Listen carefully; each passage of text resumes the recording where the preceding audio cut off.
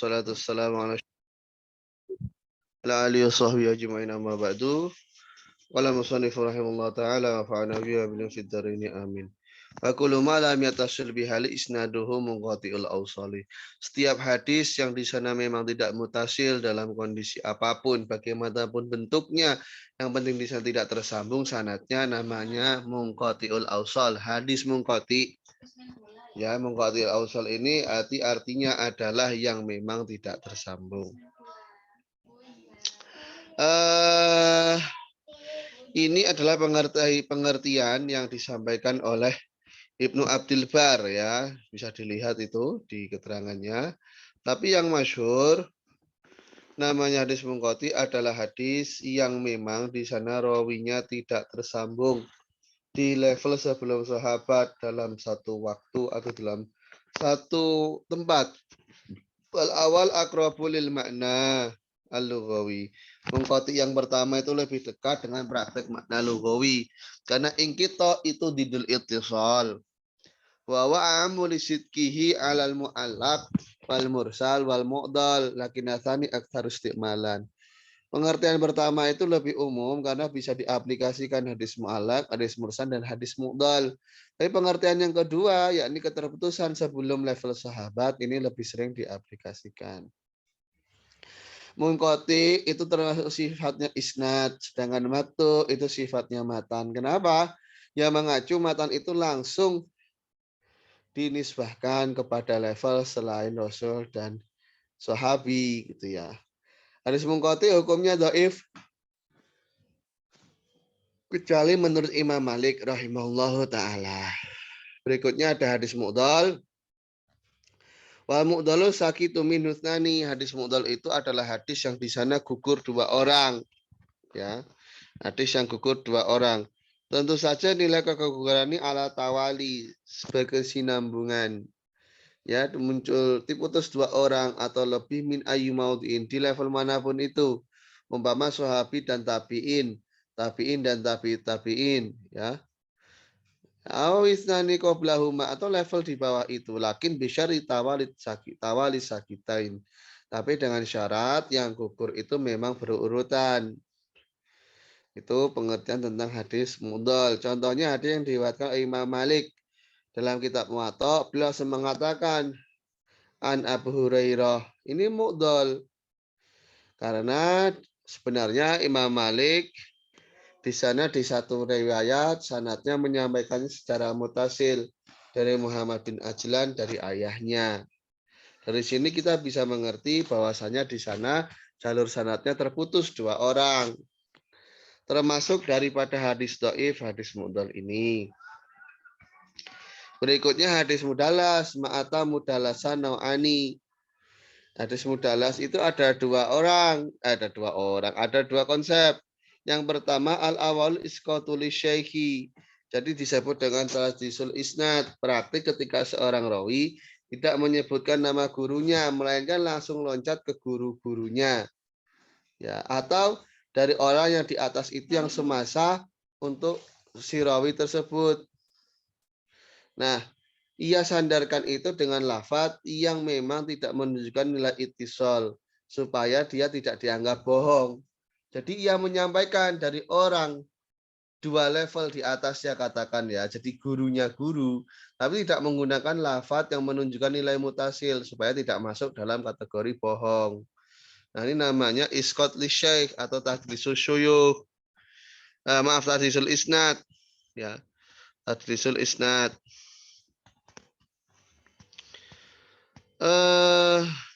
Makanya disebutkan wa ayyan kula aman an syekhihi faman fauqahu. Nah, itu adalah praktek tadlis.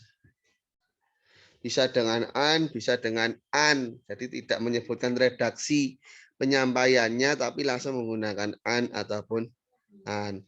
Yang kedua, praktek dari tadlis ya, la yuskithu lakin yasifu ausofahu bima afisyai layan arif. Jadi menyimpati gurunya dengan sifat-sifat yang tidak familiar. Ya. Tadi yang pertama tadlisul isnad, yang kedua tadlis syuyukh. Jadi mengkonfirmasi gurunya ini dengan nilai-nilai yang tidak familiar. gurunya diberi nama lain, diberi sifat yang lain. Gitu. Itu yang kedua dari hadis mudalas. Yang ketiga hadis syad. Hadis syad itu hadis yang seorang rawi berbeda dengan seorang sikoh. Maaf, seorang rawi sikoh yang melawan kumpulan orang sikot atau seorang yang ausak lebih terpercaya darinya. Namanya hadis syad. Berikutnya ada hadis maklub. Sesuai dengan namanya, maklub ini diambilkan dari kata kolbu.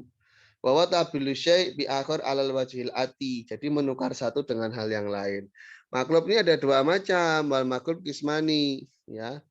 Ayakunal hadis masyhuron birawin fayuj'alu makanahu rawin akhor. Hadis yang rawinya sudah familiar kemudian digantikan oleh seorang rawi lain fitob katihi di orang yang selevel. Ya. Umpama hadis yang masyhur dari Salim, fa Abdallah bin Nafi, yang dari Salim itu diganti katanya bukan dari Salim melainkan dari Nafi.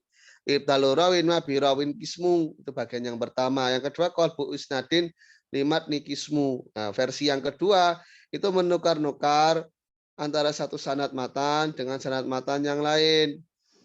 Hadis A ditukar dengan sanad dari hadis B. Jadi sanadnya hadis A di hadis B, sanadnya hadis B di hadis A. Itu termasuk hadis maklub. Berikutnya ada hadis farad. Hadis farad ini ada dua macam. Ada farad mutlak, yakni yang hanya diriwayatkan oleh salah seorang rawi saja, atau di sanadnya hanya satu orang rawi saja. Itu satu versi. Nah, ini hukumnya sah kalau rawinya emang dobetam, tidak melawan yang lebih kuat, dan hadisnya hasan kalau hampir menyamai kredibilitas dari seorang perawi hadis sahih dan tidak melawan hadis yang lebih kuat. Yang kedua, farad muqayyad. Jadi inilah individualitasnya itu mengacu perspektif tertentu. Ya. Mengacu perspektif tertentu. Contohnya, hadis ini hanya dimiliki oleh fulan. Hadis ini hanya dimiliki oleh fulanah umpama, ya. Atau dikelompokkan pada sekelompok orang. Contohnya tafaroda bihi ahlu Makkah. Riwayat ini hanya dimiliki oleh ahlu Makkah. Nah, jadi dikelompokkan atas seseorang kelompok, dikhususkan atas kelompok. Nah, ditentukan pada rawi tertentu. Contoh fulan, hanya fulan dari fulan saja yang memiliki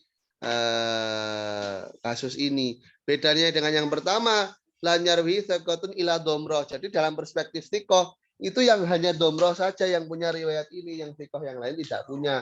Dalam perspektif thiqah. Kalau yang kedua, yang qasrin ala riwayatin itu, jadi katakan hadis ini hanya dilewatkan dari fulan, dari fulan, dari fulan. Gitu. Jadi mengacu satu jalur saja umpama. Berikutnya hadis mu'alal. Wa ma bi'ilatin ghamutin au khafa mu'allalun ingdahumu qad urifa.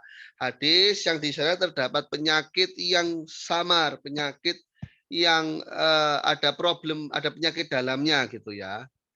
Nah, ini namanya hadis mu'alal. Jadi kalau kita lihat secara zahir, hadis ini baik-baik saja, tapi ketika sudah telah mencari mendalam, oh di sana ada problem yang membuat hadis itu tidak lagi bisa dinilai sahih.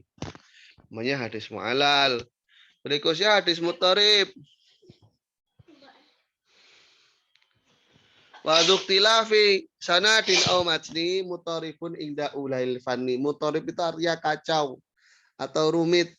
Yakni manakala ada satu hadis yang konten hatan hadisnya ataupun silsilah sambung tersinambungnya sanad itu ada perbedaan dengan satu dengan yang lain yang memang tidak mungkin untuk ditemukan ataupun tidak mungkin untuk diunggulkan salah satunya. Jadi berada di level yang sama pun nggak bisa disatukan, namanya hadis mutharib. Nah, semacam itu. Berikutnya ada hadis mudraj yang artinya disisipkan. Wal mudraju tu fil hadis ma'atas mimba di al-fadhi rawatita sholat. Jadi ada ucapan rawi yang disalahfahami bahwasanya itu termasuk konten dari matan hadisnya, padahal bukan. Padahal bukan, tapi disalahpahami itu termasuk konten dari matan hadisnya. Namanya hadis mudraj. Berikutnya hadis mudabaj. Ya, hadis mudabaj ini artinya adalah hadis marawakulu korinin an ahih, yang hadis yang diriwayatkan dari orang yang selevel di sana. Contohnya semacam sahabat Abu Hurairah dengan Siti Aisyah. Siti Aisyah mendapatkan riwayat dari Abu Hurairah. Abu Hurairah juga begitu. Jadi saling tukar riwayat. Namanya hadis mudabaj. Berikutnya ada hadis mutafik dan muftarik. Mutafik itu dalam perspektif tulisan. Tulisan dan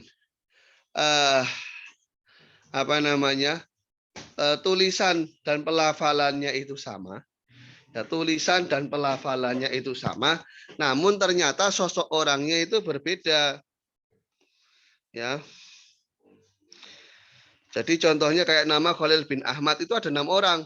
Ada Khalil bin Ahmad Sohibul Arud, ada Khalil bin Ahmad Al-Muzani, ada Khalil bin Ahmad Al-Basri, ada Abu Sa'id As-Sakhri Al-Qadi. Namanya juga Khalil bin Ahmad. Jadi ada Abu Sa'id Al-Busti, Khalil bin Ismail bin Ahmad Al-Qadi. Nah, ini sama dalam pelafalan, sama dalam tulisan, namun individunya berbeda. Namanya muttafik muftarik. Wadidu fima dzakarnal muftarik, gitu ya. Jadi yang dinamai itu adalah sosok yang berbeda. Berikutnya ada muktalif dan mukhtalif. Sama tulisannya, beda pelafalannya. Ya. Wadiduhu mukhtalifun fasyal ghalat. Kok bisa tulisannya sama tapi beda penyebutannya? Karena mengabaikan konsep harokat dan juga titik. Karena kan itu hal baru. Titik itu ditemukan di zaman Abu Aswad Ad-Du'ali. Harokah itu ditemukan pada zaman Khalil bin Ahmad Al-Farohidi. Yang terakhir hadis mungkar. Hadis mungkar ini adalah hadis yang di sana terdapat seseorang yang tidak mencapai derajat thiqoh yang berlawanan dengan seorang sikoh. Jadi kalau syad itu perawinya sikoh, cuman melawan yang lebih sikoh atau sekelompok sikoh lain. Hadis mungkar perawinya tidak sikoh, sudah tidak sikoh melawan hadis sikoh lagi. Nah, berikutnya hadis matruk. Matruku mawahidun bihin farod. Jadi hadis matruk ini adalah hadis yang diriwayatkan oleh seseorang yang ulama itu sepakat dia itu lemah. Nah, karena dia itu lemah, ya maka dia itu lemahnya ini karena memang dia itu diasumsikan sebagai seorang pembohong. Atau dia emang sering bohong tapi bukan selain hadis gitu ya. Atau karena dia dicurigai fasik, pelupa dan mudah salah paham. Nanti ditinggalkan perawi yang semacam itu. Wa ajma'u li dha'fi fa huwa karot. Matruk ini nilai sama dengan mardud. Yang terakhir adalah hadis maudhu. Al-kadhibul mukhtalaqul masnu ala nabi fadzalikal maudhu. Hadis yang dikarang yang diatasnamakan Rasul namanya hadis maudhu. Ya, nggak boleh meriwayatkan hadis maudhu kecuali bilang hadis ini adalah hadis maudhu supaya dijauhi, tidak diamalkan. Ya, itu mungkin murojaah terakhir kita. Saya cukupkan dulu sekian. Hanakallah wahamdika asyhadu an la ilaha illa anta astaghfiruka wa atubu ilaik. Assalamualaikum warahmatullahi wabarakatuh.